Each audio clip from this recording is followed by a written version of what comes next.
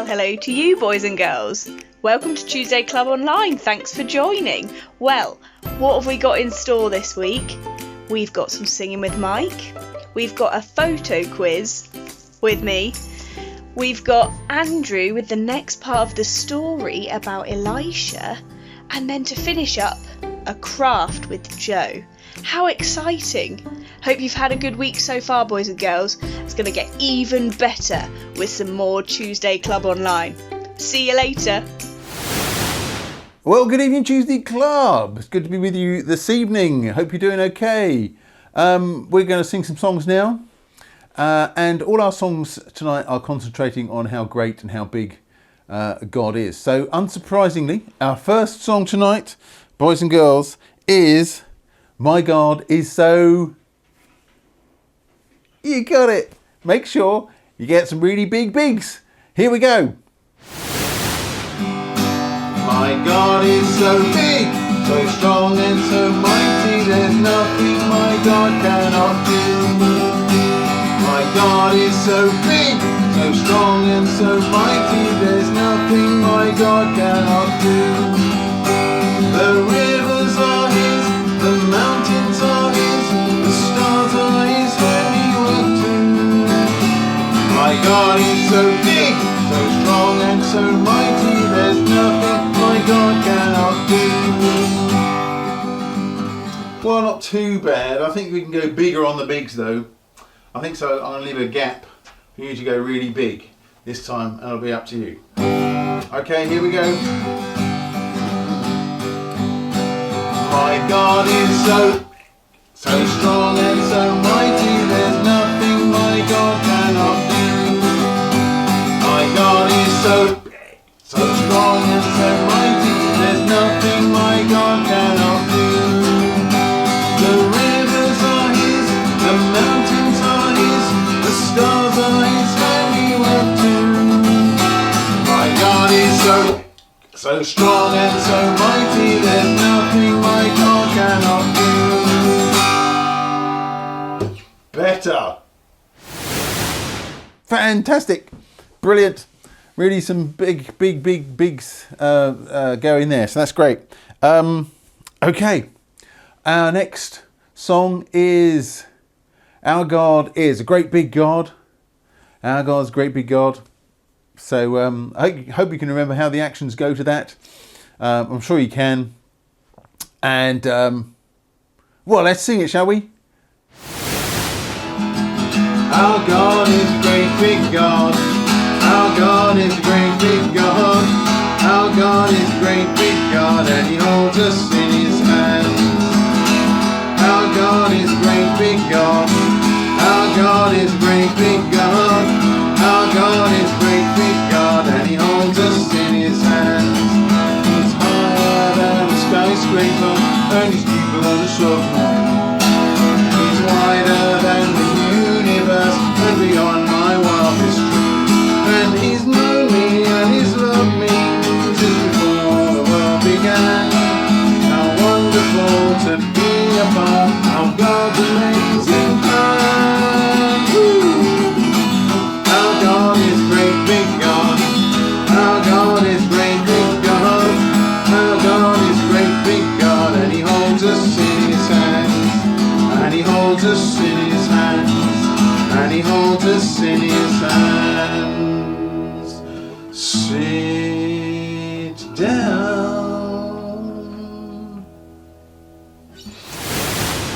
Brilliant, and well done with all your actions and everything. Okay, now we're going over to Lucy for our quiz tonight. Ooh, what's coming up tonight? Don't know. Over to you, Lucy. Hi, boys and girls. Tonight's challenge is a photo reveal quiz. So at each photo there's going to be something different hiding it, and it's your job to guess before I reveal the whole photo what is behind that item. We've got pegs, we've got sweets, we've got cans, utensils, mugs in the way, and you need to see if you can guess which photo is lurking behind those things. Shall we start? Give it your best shot. So here's the first one. Pegs. Slowly, I'm going to take away some pegs and see if you can guess what's hiding behind the pegs as I move them. Got a little bit of something there. What else what's it going to be? Have you guessed it yet? What is behind all of these pegs? There's some grass, the sky. Let me keep moving them.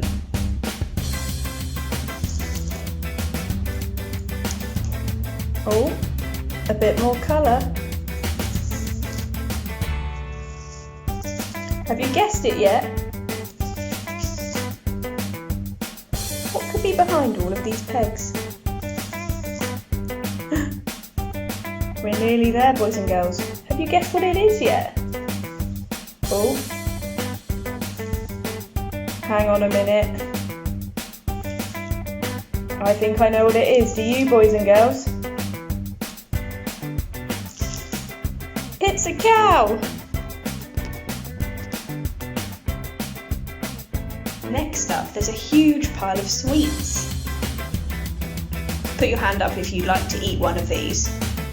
Sorry, I can't share them. Let's see if we can guess what's hiding behind all of these. There's one refresher gone. And what should we take next? This refresher? Maybe that gives you a clue. What can it be? Take away this lolly stick, these fizzers, this lolly. Any ideas, boys and girls? Let's take away this lolly next. Oh, I can see a bit more. It's red, it's a bit shiny. What could this be? Any ideas yet? Take away the sweets. I think I might know, boys and girls. Have you got it? Push the rest away. It's a jelly. This time my picture's covered up by lots of different cans. Should we see what we've got in the cans as we go along? Well, what's hiding under all of these? Let's take the first one away. Italian chopped tomatoes. Tasty. Well, it kind of gives you a clue. What do you think? Have you got it yet? Let's see. What's the next one? Chickpeas. Wow. Any ideas yet what this could be?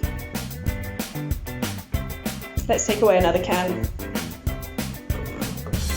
Tomato soup. Why is that in the way of the picture? What's next?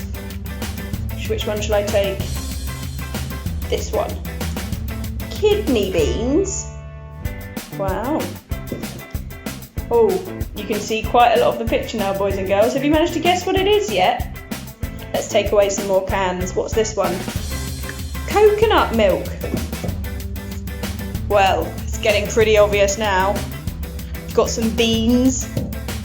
And finally, sweet corn in water. I think that gives us a clue as to what it is, boys and girls. It's corn. Sweet corn.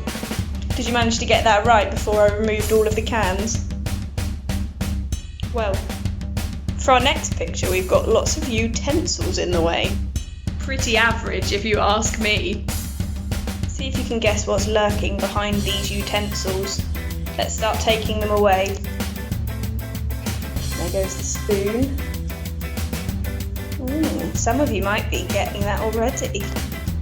Let's take away the whisk. That's not revealed much. What about this spatula, the green spatula? Hang on a minute, that looks pretty obvious. Have you got what it is? What about the knife, if we take that away? Has anyone managed to get it yet? Let's take away this spatula. Quite fun colour, isn't it?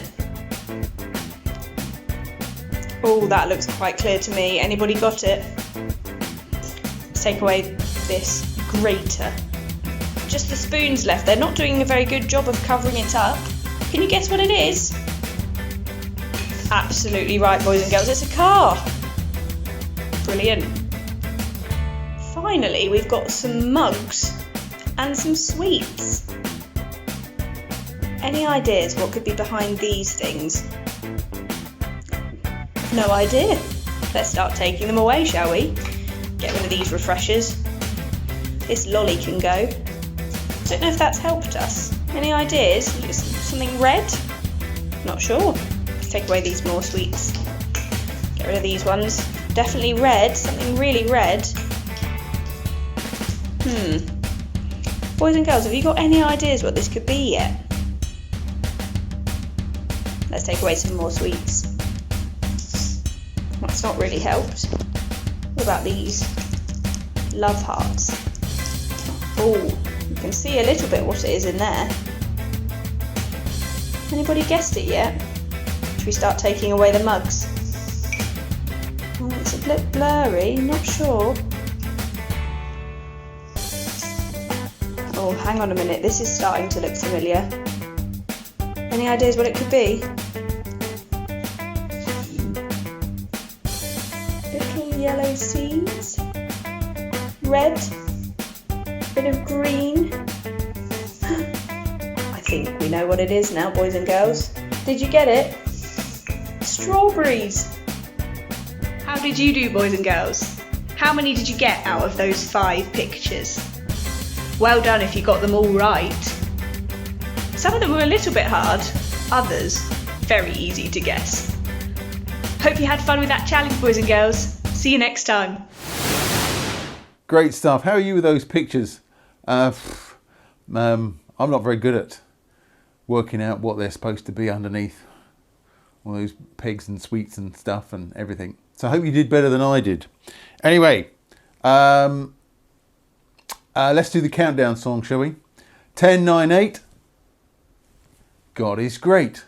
Okay, are you ready? Here we go. Here we go. 10, 9, 8. God is great. 7, 6, 5. God's alive. 4, 3, 2, and 1. He's the King of everyone. God's the mighty, mighty Lord of all. Are you ready to shout? Here we go. 10, 9, 8, 7, 6, 5, 4, 3, 2, 1, 0. Blast off!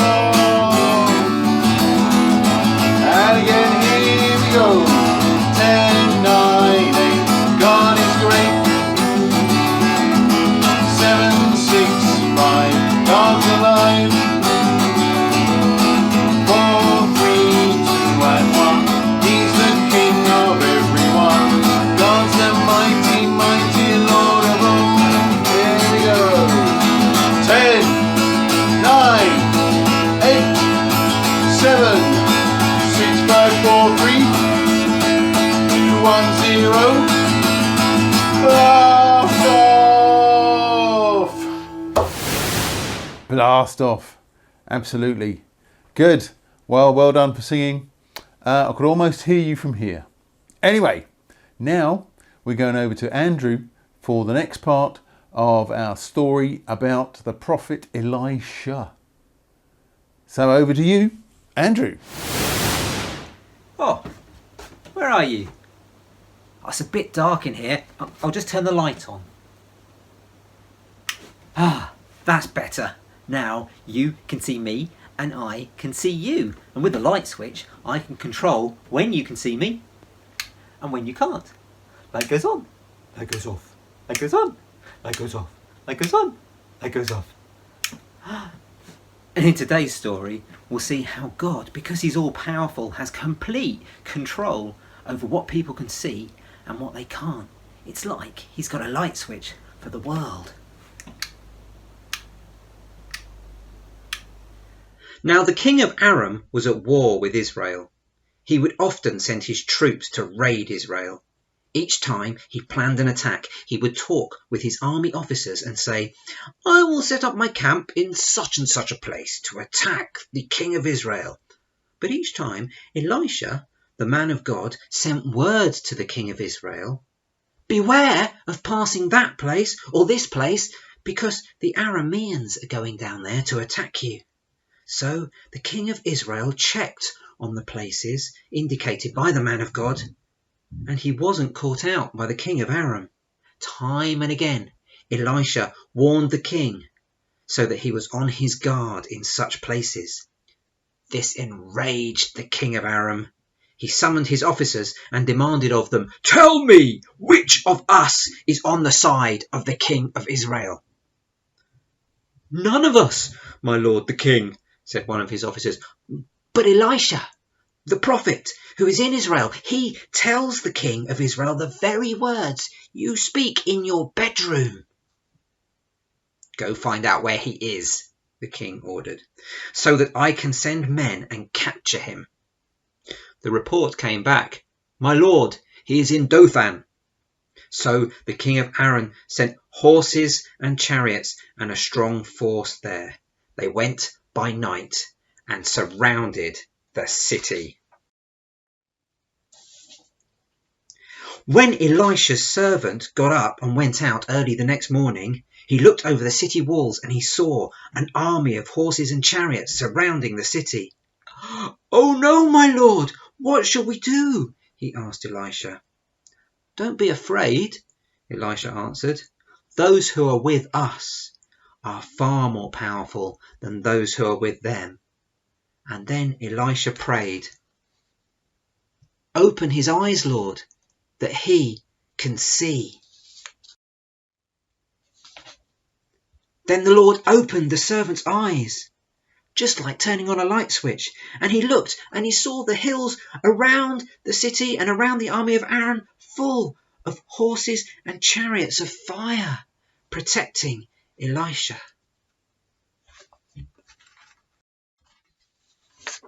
The army of Aram came towards the town to arrest Elisha. As the enemy came towards them, Elisha prayed to God, "Lord, strike this army with blindness." And so he did, just like turning off a light switch, just as Elisha asked. Elisha went out to the blinded army and he told them, "This is not the road, and this is not the city you're looking for. Follow me. I will lead you to the man you're looking for." And he led them to Samaria, Israel's capital city and home of the king of Israel. After they entered the city, Elisha said, "Lord, open their eyes again so that they can see." And the Lord opened their eyes. The light switch was turned back on for the enemy army, and they looked and they saw they were captured. They were inside the enemy's capital city, Samaria. Oh no, they must have been really scared. But of course the king of Israel was really happy. Here were all his enemies captured in his capital city. And when he saw them, he asked Elisha, "Shall I kill them? Shall I kill them?" "Don't kill them," Elisha answered. "Would you kill them if you'd captured them on your own with your sword and your bow? No, give them food and water. Let them eat and drink, and then send them back to their master." So the king of Israel prepared a great feast for his enemies, and after they'd finished eating and drinking, he sent them away, and they returned to their master, the king of Aram. And for many years after that, the armies of Aram stopped raiding Israel. Did you see in that story how God was in control of what people saw? He could turn the light off for the army so that they couldn't see anymore, and he turned it on for Elisha's servant so he could see God's army protecting Elisha. Isn't that amazing? And did you know that for you and me, God has made it so instead of being in darkness, we have light. He sent Jesus, God's Son, to show us what he's like so we could get to know him and be his friends. Jesus said, "I am the light of the world, so whoever follows me will never be in darkness, but they will have the light of life." Isn't that fantastic? So here's the memory verse for today. Jesus said, "I am the light of the world. Whoever follows me will never walk in darkness, but will have the light of life." That's John 8, verse 12. Can you say it with me? Jesus said, "I am the light of the world. Whoever follows me will never walk in darkness, but will have the light of life." John chapter 8, verse 12. Oh no! Where's the light gone? Oh, thank goodness. I was worried we wouldn't be able to read the memory verse for a bit there. Let's try that again, shall we? Jesus said, "I am the light of the world. Whoever follows me will never walk in darkness, but will have the light of life." John chapter 8, verse 12. I'm really sorry about that. The light really isn't behaving at the moment. But I guess we'll just have to cope with it. See if you can remember it without being able to see it. Let's try that again. Jesus said, "I am the light of the world. Whoever follows me will never walk in darkness, but will have the light of life." John chapter 8, verse 12. Is the light coming back? Oh man, I think it's just completely gone now. Anyway, let's try it one more time without being able to see it at all. 3, 2, 1. Jesus said, "I am the light of the world. Whoever follows me will never walk in darkness, but will have the light of life." John chapter 8, verse 12. Anyway, I'd better try and find my way out of here. It's gonna be pretty difficult in the dark. Ow! Oh, that hurts. My knee. Well, anyway. Ow. Yes. That's goodbye from me. Oh. Ow. And I hope you managed to remember that. Goodbye.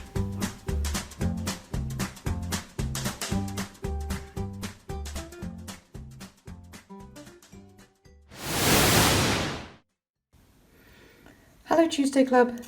I was wondering what we would make at the end of this Tuesday Club, and I thought a star would be really good. So I had a look and I found this clipping that I had from a previous magazine, and I looked at it and I thought, well, that would look so pretty. Lots of people love to hang up stars as Christmas comes. I haven't got any sticks like this, although this one's made with sticks and little tiny cones from a larch tree. You might be able to have a go at that one. But what I did have in my house was some other things, and I thought I would just show you some of the ideas I had. Can you see that to make a star like this, all you need is 6 pieces? Because there's a star, a triangle one way up, and a triangle the other way up that makes a star. Let me show you. So I've got 6 pieces of paper here. There's some other bits and pieces I'm going to use in a minute to make my stars. So I could just get 6 pieces of paper like this and lay them out. 1, 2, 3 to make a triangle that way up. And then, I might just need to move it a little bit further that way. There we are. And then 1, 2, 3 to make a triangle that way up. And you can see that it's a star. And if I was to glue it together and string it up, I might be able to hang it somewhere. But then I was thinking, well, there's other straight things that I've got in my house that might make good stars. So what about, I've still got some plastic straws. I don't know whether you've got any plastic straws. So I collected 6 plastic straws, and an easy way to put them together is with one pipe cleaner. So I've got a pipe cleaner that I've chopped up into little bits, and if you bend the ends over, you end up with little hinges that you can slot in like this, and then you end up with some quite good shapes. So there's one triangle I've made, and then if I was to make the other triangle, I could have that looking like a star too, and I could sellotape those two stars together and then hang them up. Thought that was quite nice and bright. Then I thought, well, sometimes it's also I've got some of those kebab sticks, so I've cut up 3 kebab sticks, which gives me 6 individual little pieces. And a thing that's really good for joining those sticks together is masking tape. So if you take a piece of masking tape and you put the 2 pieces on that you're going to join together, leave a little bit of space between them, and then you end up with a hinge, because if you roll, did you see I folded that over, and now if I roll it round, so I've got a stick, but I can bend it where the hinge is. And then if I show you that again, take a small piece of masking tape, put the one piece onto the masking tape and another piece, leave a little space because it needs room to move, fold it over, roll it up, and then I've got I can make one triangle like that, and you'd obviously have to do the last piece. The last one's a bit trickier, isn't it, because you can't do the rolling in the same way, but if you just put the 2 pieces at the angle you wanted and then wrap them round, just keep twisting it round and sticking it on, you'll end up with quite a good little triangle. There we go, squished together. And then if you make yourself another triangle, you can lay them together, and then you've got a more natural looking star, a little bit like the one that I showed you to begin with in the magazine. Or if you can't find sticks or straws or paper, then I had another go. I think you'd need glue to stick this one together, but I just cut strips out of a parcel box that had just arrived, and then I could stick them together. And the nice thing about the cardboard is that you can decorate it with glitter and things, because it'll stick quite nicely to it, or even paint it. Anyway, there's some ideas to get your star factory going. So straws joined with pipe cleaners, sticks joined with masking tape, cardboard or paper joined with glue. I hope you have fun making that. It's been great to have you at Tuesday Club tonight, and we hope you have a really, really good rest of your week. Take care, see you soon, bye!